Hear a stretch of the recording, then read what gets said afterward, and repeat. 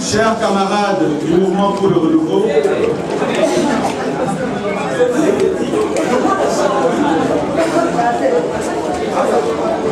au nom du mouvement pour le renouveau, notre parti politique, nous tenons à saluer nos invités qui ont répondu à notre invitation malgré leurs multiples occupations. Et je vous demande donc de les saluer avec autant de chaleur comme on a l'habitude de le faire maintenant. Je vous en prie, on peut saluer nos invités et je demande à tous les invités de se mettre debout.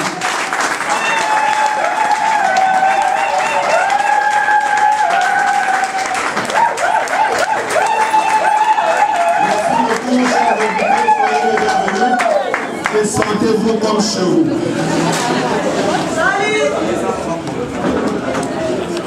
Avant toute chose, chers camarades, permettez que je m'acquitte une fois de plus d'un devoir, sinon d'une obligation. C'est de saluer la mémoire de tous ceux qui nous ont quittés depuis que nous avons commencé cette merveilleuse aventure. Je citais l'honorable sénateur Anda Kozonde Chihuahua, j'ai cité Mama Lucia qui vient de nous quitter et tous les autres. Pour ça, je vous demande qu'on puisse accorder une minute de silence. Je vous en prie.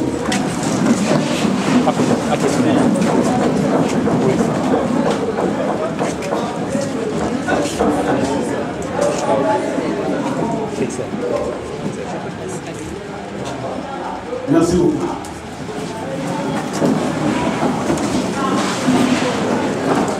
13 mars 99. 13 mars 2013. Voici 4 ans depuis que nous avons pris la décision de créer ce parti politique.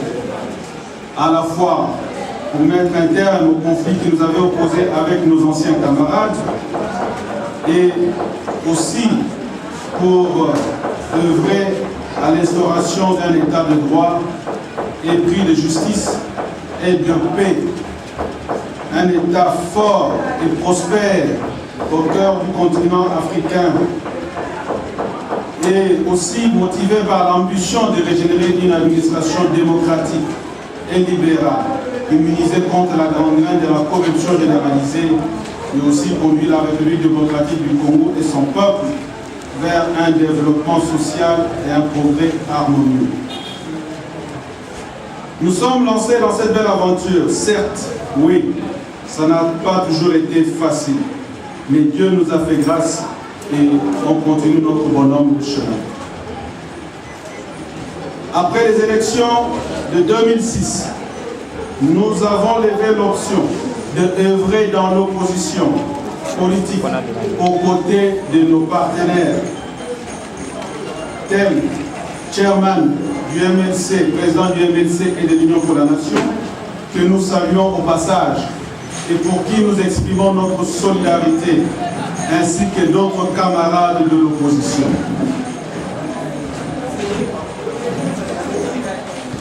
Aux élections de 2011, nous espérions sortir de l'opposition pour prendre les rênes du pouvoir, mais ceci sans compter avec la surprise du chef que nous a réservé l'AMP à travers le fameux pasteur Ngoye Mulunda et la CENI. Vous connaissez la suite. Que dire de ces institutions aujourd'hui? Des institutions souvent et parfois animées par des personnes dont les élections restent contestées, pour ne pas dire sujet à projet. Sinon, que nous devons continuer le combat jusqu'à la victoire finale. Chers compatriotes, distingués invités, le Congo traverse une zone de turbulence. Oui, une zone de turbulence. Et cette zone de turbulence est causée et entretenue par les ennemis du peuple. C'est pourquoi nous devons redoubler de vigilance pour les mettre hors d'état de nuire. Pour ça, nous devons conjuguer nos efforts ensemble. Plus que jamais, il est indispensable, pour ne pas dire impérieux, que nous puissions nous mettre ensemble pour former un front contre ceux qui ont pris le pouvoir par la force et par la ruse. Le combat que nous menons peut nous paraître aujourd'hui disproportionné, mais avec la foi et la détermination de notre peuple, la victoire est certaine. Oui, cette victoire est certaine. Elle est même une nécessité, sinon une obligation, pour sortir notre pays de la situation dans laquelle on l'a plongé, afin d'assurer et de garantir un meilleur avenir à nos enfants. Chers compatriotes, notre pays ressemble aujourd'hui à un bien sans maître, ou mieux encore, un parc naturel, où la loi du plus fort est toujours la meilleure. Malgré la confiscation du pouvoir par ceux qui nous dirigent, aujourd'hui, ils sont incapables de répondre aux attentes de la population, ou mieux, de relever les multiples défis qui se présentent à notre pays dans tous les secteurs de la vie nationale. Ainsi, ce pouvoir nous a habitués aux effets d'annonce, sans pour autant réaliser les différentes promesses qu'ils n'ont cessé de faire à notre peuple. Aujourd'hui, la plus grande partie des revenus nationaux est confisquée par un petit groupe bien identifié, au détriment de toute la population. La récente épisode de la suspension de l'aide par la Banque mondiale au Congo suite au manque de transparence dans les domaines miniers en est une illustration. Ces dirigeants, tenez, ont excellé dans les antivaleurs, telles la corruption, la gabegie financière, le clientélisme, le tribalisme, et j'en passe. L'impunité est devenue la règle et la sanction l'exception. Ainsi ouvrant la voie à toute forme d'abus. Alors que le chef de l'État promettait d'ouvrir les portes de prison pour les inciviques et siffler la fin de la récréation, force est de constater que la récréation continue. Ce gouvernement, nous pouvons le dire sans crainte d'être contredit, n'est pas du tout engagé dans la bonne gouvernance. Les institutions, telles que l'Assemblée nationale, qui devaient assurer le contrôle du gouvernement, sont devenues une caisse de résonance à la solde du parti au pouvoir, empêchant ainsi les députés d'assumer en toute responsabilité leurs prérogatives constitutionnelles, pour ne pas dire leur mandat. Quel bilan pour ce gouvernement? Du social, de l'économie jusqu'à la sécurité en passant par les sociales. Nous avons l'impression que ce pays n'est pas gouverné. Et ceux qui font semblant de le faire, le font avec autant d'amateurisme et d'irresponsabilité que la population est complètement désabusée.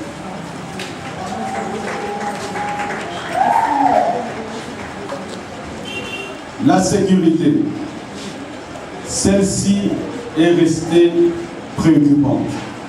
Du phénomène Koulouna dans nos villes jusqu'aux différents foyers de tension qu'on voit ici et là sur fond d'insurrection et pseudo-rébellion, le Congo est devenu un pays instable. À cette situation, aucune solution sérieuse et durable n'est donnée par le gouvernement. Mieux encore, l'État a démissionné de toutes ses missions régaliennes. Et pour s'en remettre au soutien et à l'intervention de la communauté internationale. Comment peut-on imaginer que 11 ans après l'avènement de Joseph Kabila à la tête du Congo, qu'on n'ait pas encore une armée dissuasive, mieux encore une armée forte, organisée, capable de défendre l'intégrité territoriale. Le gouvernement a donc trouvé son incapacité à trouver des solutions durables, sauf à se contenter de l'assistance étrangère, comme nous venons de le dire. Notre diplomatie, elle vacille, elle est ambiguë, à telle enseigne qu'on a du mal à saisir sa ligne directrice. Tantôt, on négocie avec les mouvements rebelles, tantôt, on les traite d'une fiction, tantôt, on refuse de négocier, tantôt, on accepte de négocier, on prend même en charge la délégation du M23 à Kampala, et tantôt, on se félicite que ce M23 soit étiqueté mouvement terroriste par les États-Unis. Ce n'est pas fini. Tantôt, on soutient la résolution 2098 du Conseil de sécurité. Et bizarrement, on demande au M23 de s'auto-dissoudre. Comme si ça ne suffisait pas. On demande au Rwanda d'arrêter les militaires du M23 qui ont traversé la frontière et de les transférer au Congo. On révoque tous les officiers du M23, des forces armées. Et bizarrement, dernièrement, nous venons d'apprendre qu'on va encore dépêcher une délégation à Kampala pour aller poursuivre les négociations avec les mêmes rebelles, à y comprendre quelque chose.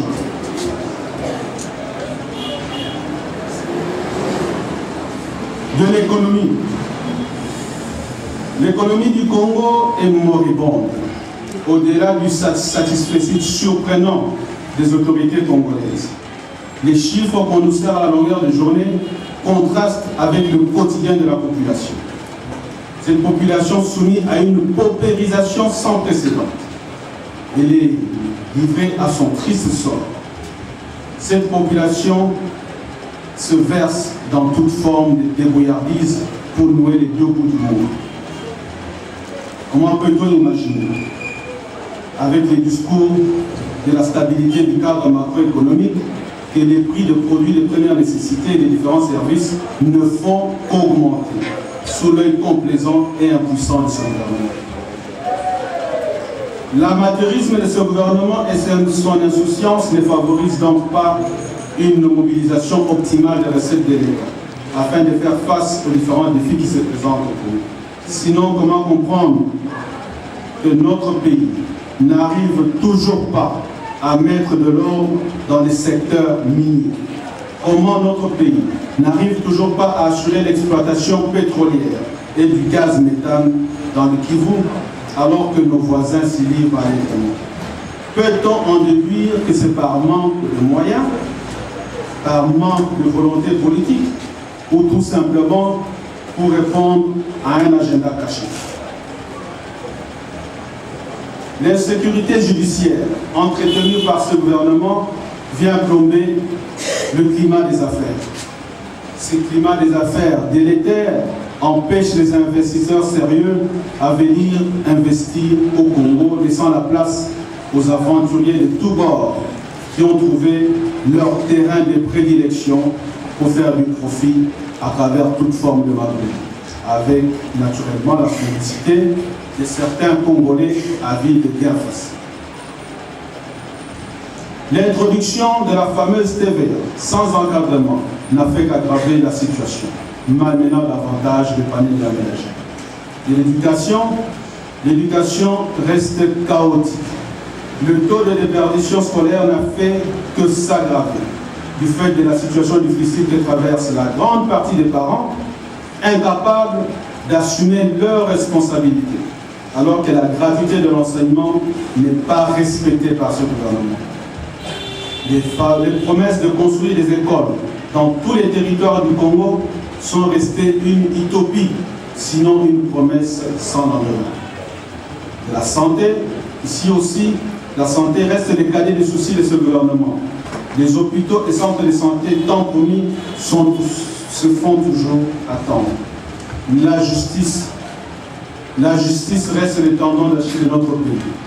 Instrumentalisé à souhait, notre appareil judiciaire n'est pas prêt de retrouver son indépendance. Distribuée à la tête du client, elle est la source d'une instabilité sociale sans précédent, malgré les différents engagements des autorités du pays à assainir cette justice, elle reste injuste. J'ai une pensée pour les prisonniers d'opinion, arrêtés et incarcérés arbitrairement à travers des procès bidons dignes d'un véritable délit de justice. Je pense aussi à toutes ces veuves et orphelins citoyens dépossédés de leurs biens par des mécanismes vicieux qui impliquent des magistrats véreux opérant à découvert sans être inquiétés. C'est pourquoi nous ne cesserons de rappeler le cas de nos compatriotes Mokia, Chaloup, Koutinou et tous les anonymes qui vivent cette situation.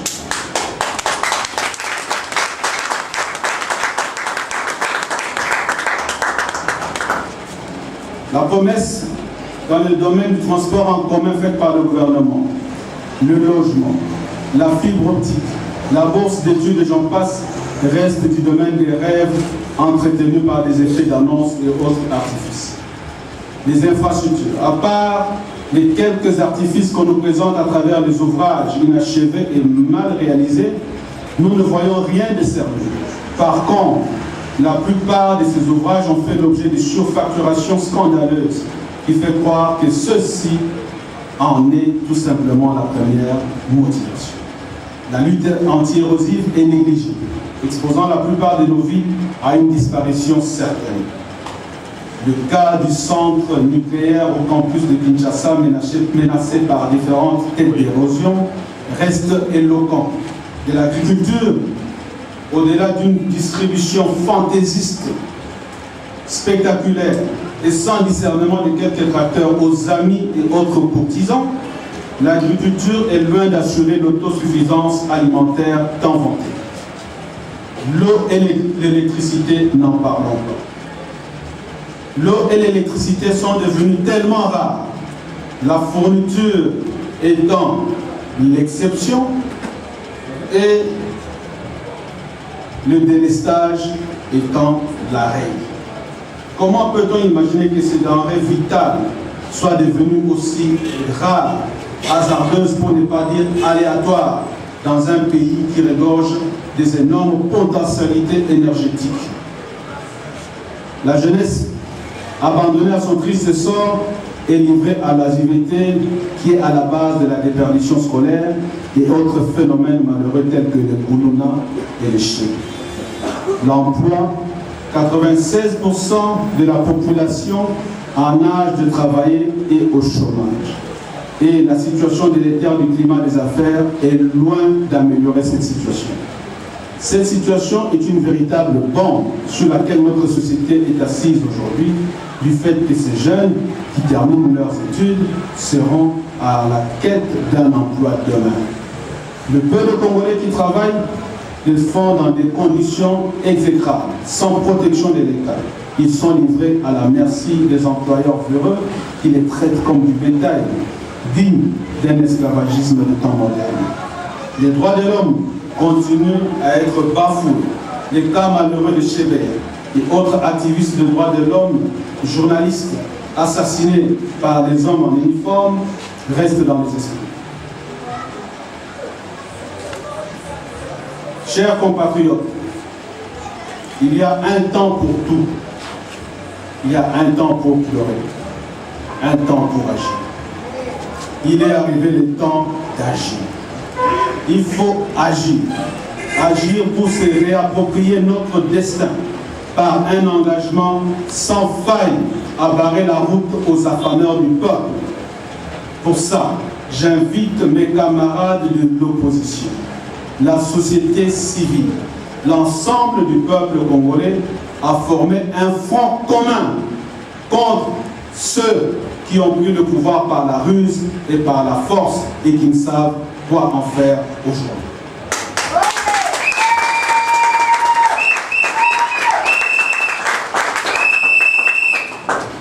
Oui, chers compatriotes, ce n'est pas impossible. Nous l'avons vu dans d'autres pays. Je prends l'exemple du Sénégal, de la Côte d'Ivoire, et même le fameux printemps arabe. Aujourd'hui, plus que jamais, nous devons sauver notre Congo.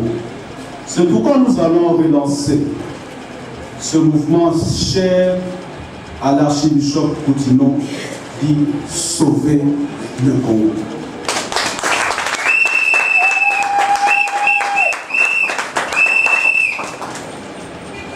Quant au dialogue, il y aura dialogue, il n'y aura pas dialogue. Nous demandons à nos amis de l'opposition de se préparer pour des élections anticipées. Parce que nous estimons qu'il ne faut pas donner des béquilles à ceux qui ont échoué. Parce qu'ils ont échoué, nous allons les aider à partir calmement. C'est pourquoi nous devons préparer pour des élections anticipées.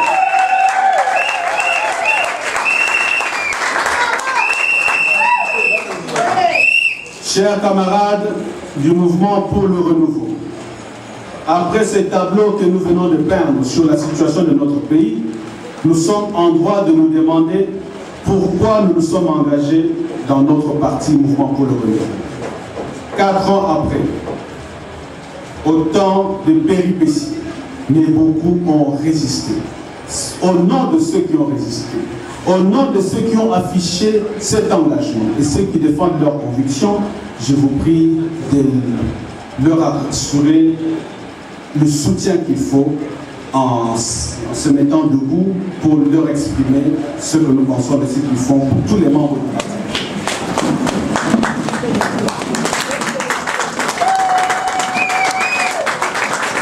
Je vous remercie.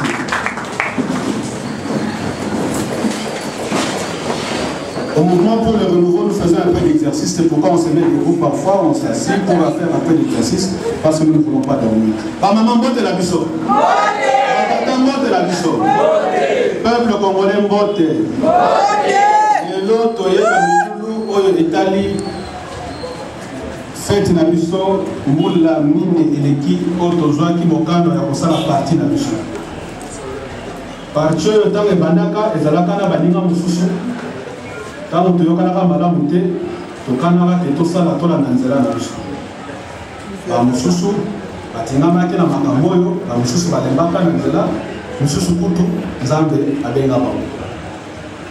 Lelo oyo tolobi boye, mokano tozwaka tokende nango liboso. Ata pasi ezali, ata makambo yango eza ndenge nini tokokende kaka liboso. On a dit que c'est MR, c'est possible. Oui, c'est possible. Ça vous dit que c'est possible. Non, mais c'est possible.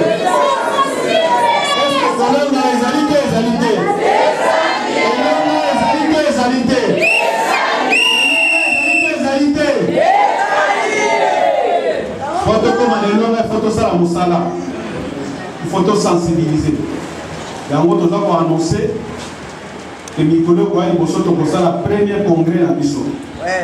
Quand on s'en a tokanisa makambo tosali 4 ans mbolo eliki mbula mine toyeba ndenge kobongola makambo oyo ezalaki malamu tobombi oyo ya mabe tosali nini